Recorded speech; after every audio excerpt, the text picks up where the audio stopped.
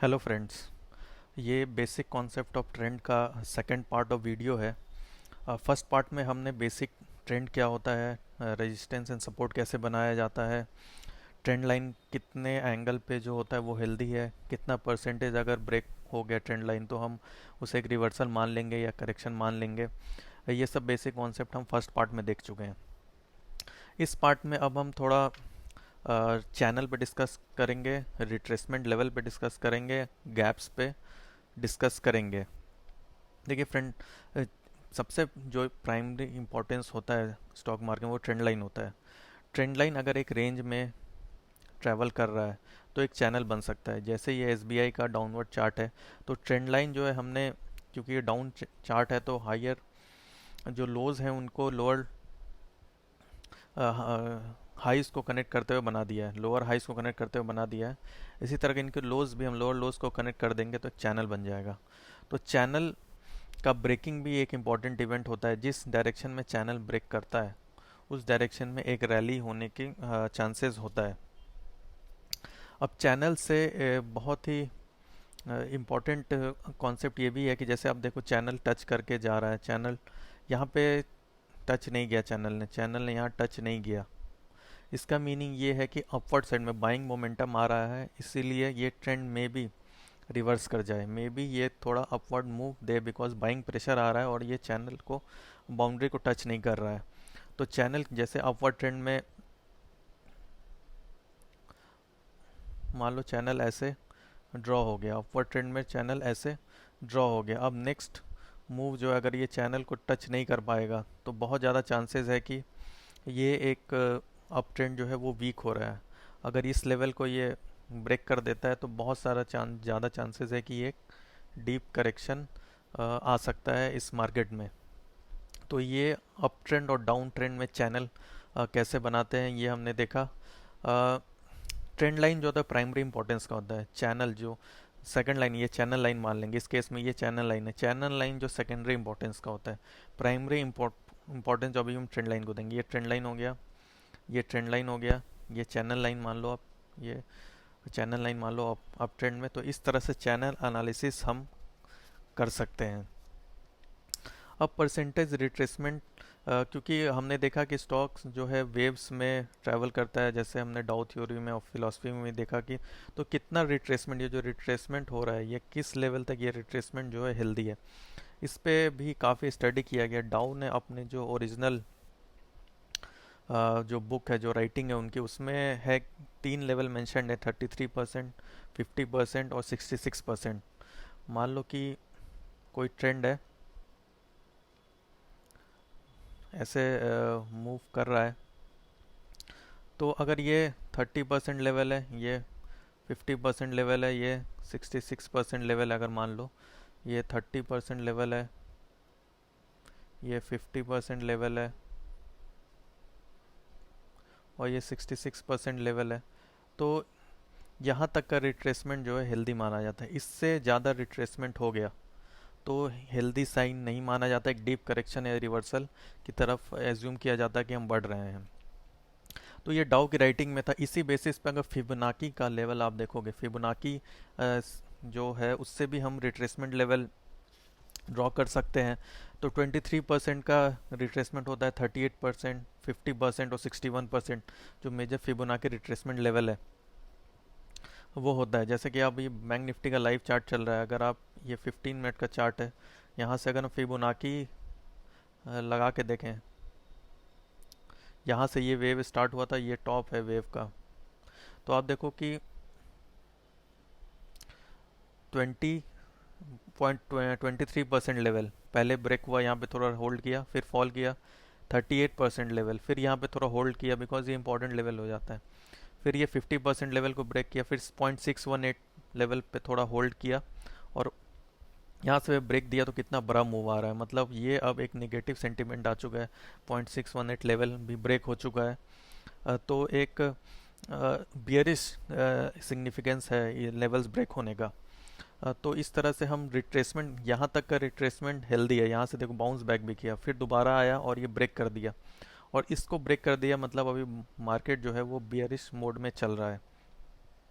तो जो retracement level है, जैसा कि मेंशन किया कि ओरिजिनल डाउ थ्योरी में 50% है, 66% है, 30% है, लेकिन 33% है। फिबोनाकी का अपना लेवल है, अराउंड सेम है, 32% है, और 61% है, 50% है, 38% है। तो दोनों लेवल लगभग आसपास है, तो एक मिक्स एंड मैच चलता है आजकल। फिबोनाकी रेशियो जो हर सॉफ्टवेयर में डिज़ाइंड है, तो मोस्टली जो ट्रेडर्स हैं फिबोनाकी रेशियो ही देखते हैं, उस पर ही बड़ा मार्केट मूव आता है।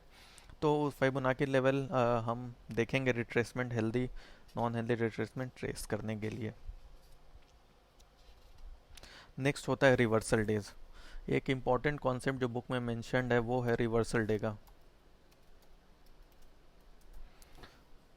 रिवर्सल डे बाइंग और सेलिंग क्लाइमेक्स भी से कहते हैं, जहाँ पे मान लो कि एग्जॉशन आ रहा है, इसको बाइंग एंड या सेलिंग क्लाइमेक्स भी कहा जाता है।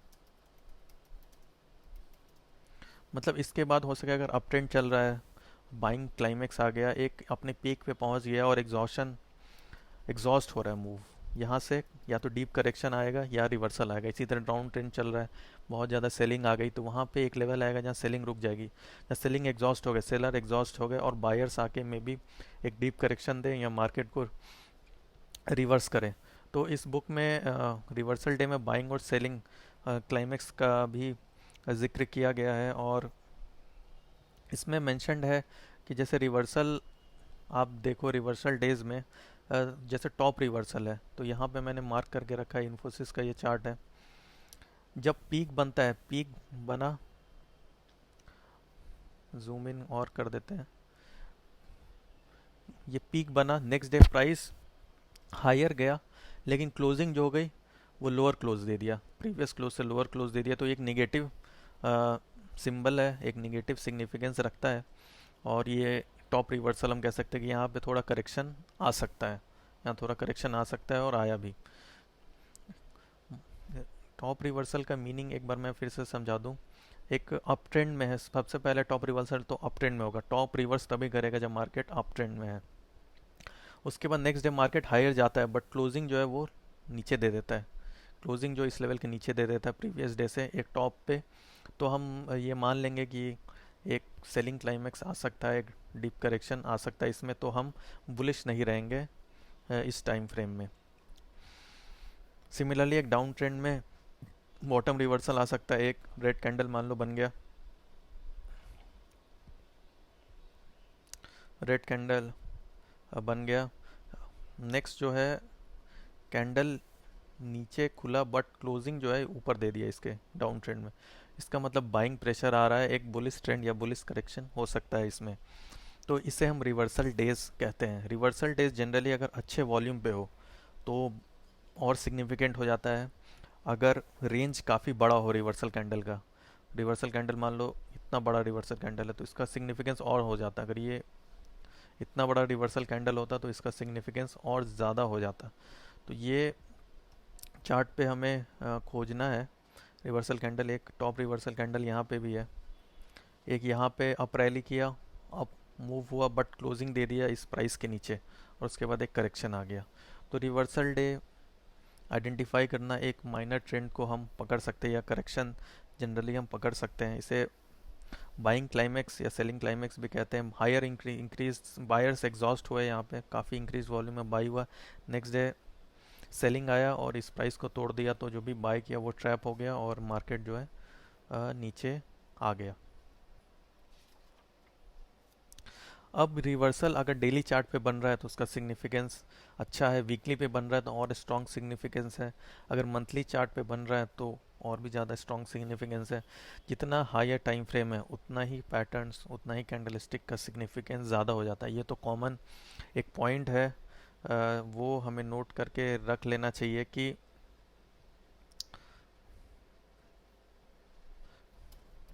larger the time frame,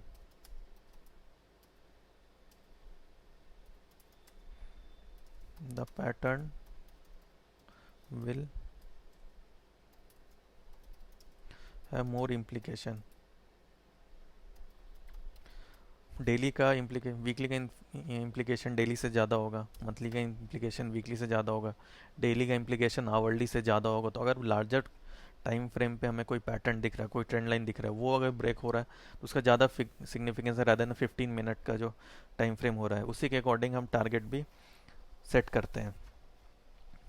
अब हम थोड़ा गैप्स का स्टडी कर लेते हैं। गैप्स ये होता है जहाँ पे प्राइस एक्शन नहीं होता चार्ट पे, इसे हम गैप्स कहते हैं। आप देख लो, ये भी एक गैप है, प्राइस यहाँ पे क्लोज हुआ और यहाँ खुला, तो इतना जो प्राइस एक्शन है यहाँ मिसिंग है, तो ये भी गैप है। अब देखो गैप है, प्राइस यहाँ पे क्लोज हुआ था, ओपन हुआ, इतना लेवल को छोड़ के यहाँ ओपन हुआ, तो इसे हम गैप्स कहते हैं। गैप्स अप साइड में भी आ सकता है, अप साइड में भी आ सकता है, डाउन साइड में भी आ सकता है। Up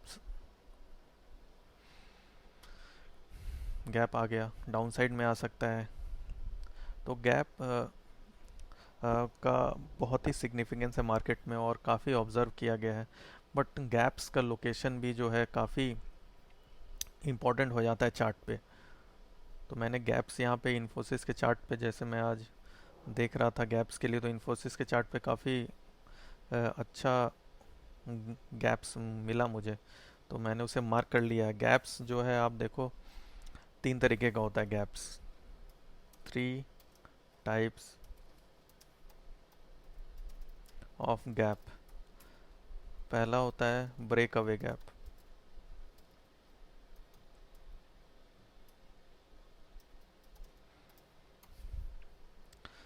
break away gap, break away gap होता है जो, अगर अप ट्रेंड हम देखें तो एक इम्पॉर्टेंट रेजिस्टेंस लेवल को गैप अप कर देता है, उसके ऊपर खुल जाता है। तो यहाँ पे देखो एक इम्पॉर्टेंट रेजिस्टेंस लेवल था, इसके ऊपर गैप अप किया, बहुत ही हाई वॉल्यूम में गैप अप किया, इसका मतलब है कि ये अब यहाँ से ट्रेंड का स्टार्ट हो रहा है। तो ब्रेक अवे गैप हम एक मान सकते हैं कि ट्रेंड के स्टार्ट में आता है, जहाँ पे एक इम्पॉर्टेंट रेजिस्टेंस लेवल को ब्रेक करता है। इंपॉर्टेंट रेजिस्टेंस लेवल का ब्रेक हुआ, हायर वॉल्यूम पे हुआ, तो अब हम मान लेंगे कि ये जो है काफ़ी बुलिश सिग्नल है मार्केट में और यहाँ से बुल ट्रेंड स्टार्ट हो सकता है इस स्टॉक में।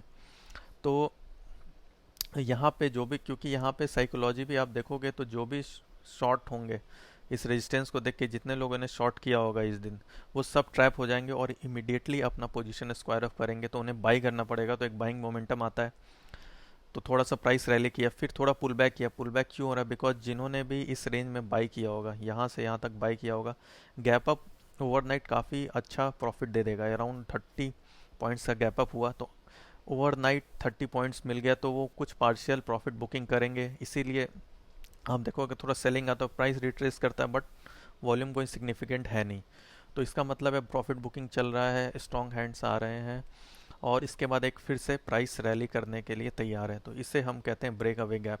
तो ब्रेक अवे गैप हमने समझा कि एक इम्पॉर्टेंट रेजिस्टेंस लेवल को ब्रेक करते हुए initial part of the trend का जो स्टार्ट में होता है वो होता है break away gap, break away from important area, important resistance level. इसी तरह डाउन ट्रेंड में इंपॉर्टेंट सपोर्ट लेवल को ब्रेक करेगा। उसके बाद होता है सेकंड जो होता है वो होता है रनवे गैप।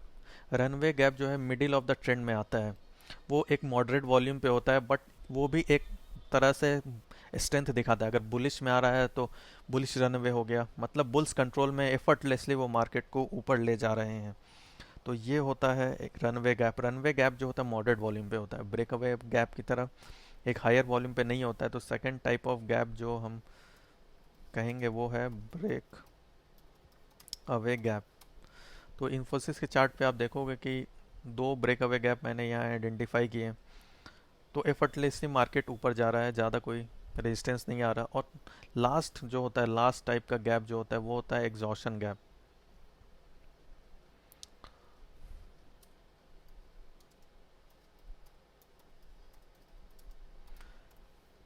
एग्जॉशन गैप मतलब अब एक बाइंग जो है अपने लास्ट लेग में है, बायर्स एग्जॉस्ट हो रहे हैं, अब वो बाई करने को रेडी नहीं है, प्राइस काफ़ी हाई जा चुका है, एक फाइनल अटेम्प्ट वो दे रहे हैं, पुश दे रहे हैं, काफ़ी हायर क्लाइमेक्स वॉल्यूम पे बाइंग आ रही है और वो सस्टेन नहीं हो रही है, तो ये होता है एग्जॉशन गैप।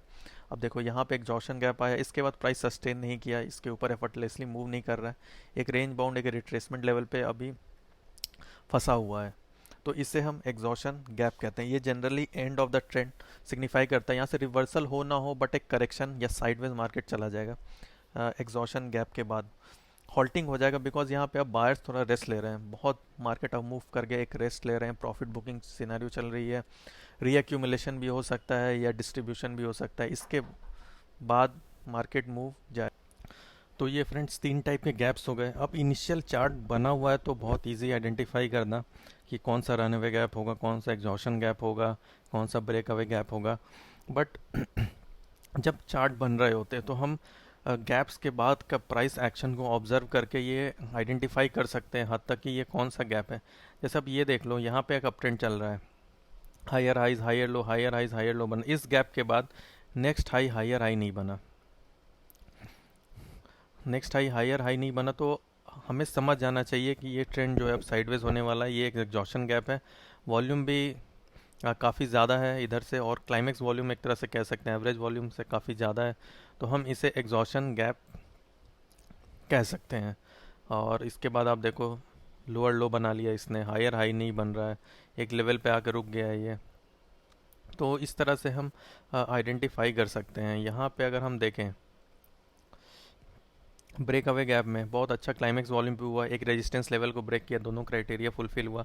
उसके बाद जो सेल ऑफ आ रहा है वो काफ़ी लो वॉल्यूम्स पे आ रहा है, कोई ज़्यादा वॉल्यूम है नहीं, तो हम इसे रीटेस्ट कर रहा है अपने लेवल्स को, एक लेवल रीटेस्ट कर रहा है, तो हम इसे ब्रेक अवे गैप मान सकते हैं। यहाँ पे आप देखो, ये आप बोलोगे कि एग्जॉशन गैप हो सकता है, बट यहाँ वॉल्यूम देखो, वॉल्यूम एक मॉडरेट वॉल्यूम पे गैप अप हुआ है। उसके बाद का प्राइस एक्शन देखो, ये प्राइस रेंज होल्ड किया, ऑल द गैप इसने फिल्ड कर दिया, बट गैप जो होता है इंपॉर्टेंट सपोर्ट रेजिस्टेंस लेवल भी होता है। तो हमें गैप अप के बाद का प्राइस एक्शन भी देखना है। अगर गैप टूट जाएगा तो एक बेरी सेंटीमेंट हो जाता है। यहाँ अगर ये गैप टूट जाता है तो एक बेरी सेंटीमेंट हो जाता है। यहाँ अगर ये गैप टूट जाता है तो एक बेरिश या साइडवे सेंटीमेंट आप कह लो कि हो सकता था, बट ये टूटा नहीं, ये गैप को होल्ड किया इसने, और उसके बाद एक अप रैली आया। तो गैप अप के बाद तुरंत ही बाई नहीं करना है, एक रिट्रेसमेंट लेवल का भी वेट करना है और प्राइस एक्शन को देखना है, उसके बाद वॉल्यूम्स को देखना है, और फिर सोचना है कि ये रनवे गैप है, ब्रेक अवे गैप है या एग्जॉशन गैप है, उसके अकॉर्डिंगली हमको ट्रेड सेटअप करना है। अब इस बुक में एक आइलैंड रिवर्सल पैटर्न भी मेंशन किया गया है। Island reversal pattern, island reversal pattern basically pattern होता है, जैसे मान लो अप ट्रेंड चल रहा है, अप ट्रेंड चल रहा है, अप ट्रेंड के बाद गैप अप होता है, कुछ दिन मार्केट ट्रेड करता है, उसके बाद गैप डाउन हो जाता है, कुछ दिन मार्केट ट्रेड कर रहा है, गैप डाउन हो जाता है। तो ये जो है ये आइलैंड की तरह होता है। यहाँ पे कुछ प्राइस एक्शन नहीं है, यहाँ कुछ प्राइस एक्शन नहीं है, तो ये आइलैंड रिवर्सल पैटर्न कहा जाता है। और ये डाउन साइड में अगर ब्रेक अवे गैप दे दिया, मतलब ये इंपॉर्टेंट सपोर्ट लेवल को तोड़ दिया, तो एक डाउनवर्ड रैली आ सकती है।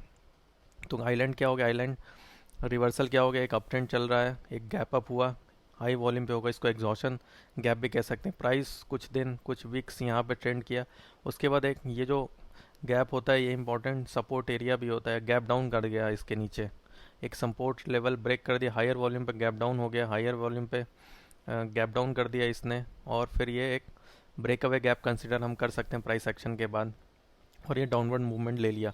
तो ये एक आयरन रिवर्सल पैटर्न भी होता है, जिसको हम चार्ट पे फाइंड आउट कर सकते हैं, आइडेंटिफाई कर सकते हैं। जैसे टॉप रिवर्सल है, वैसे आइलैंड रिवर्सल भी शायद मैंने आइडेंटिफाई किया था। चार्ट पे आप ढूंढने का ट्राई करोगे तो आइलैंड रिवर्सल भी मिल जाएगा। जैसे आइलैंड रिवर्सल अब देखो यहाँ पे मैंने एसबीआई के चार्ट पे आइडेंटिफाई किया, अप ट्रेंड गैप अप हुआ, गैप डाउन हो गया, तो उसके बाद रिटेस्ट हुआ और प्राइस नीचे चला गया। ये एक तरह से फिर ये टॉप रिवर्सल पैटर्न है, ये आइलैंड नहीं, ये टॉप रिवर्सल पैटर्न है। एक अप ट्रेंड के बाद एक बुलिश कैंडल जो क्लोज दे रहा है इसके लोज के नीचे, तो एक नेगेटिव सेंटीमेंट आ गया, तो इस तरह से ये एक रिवर्सल पैटर्न हो गया। फ्रेंड्स, तो मेजर पोर्शन ऑफ चैप्टर 4 ये ख़त्म हो गया। नेक्स्ट हम चैप्टर 5 पे समरी बनाएंगे, जिसका टॉपिक है major reversal patterns. Thank you.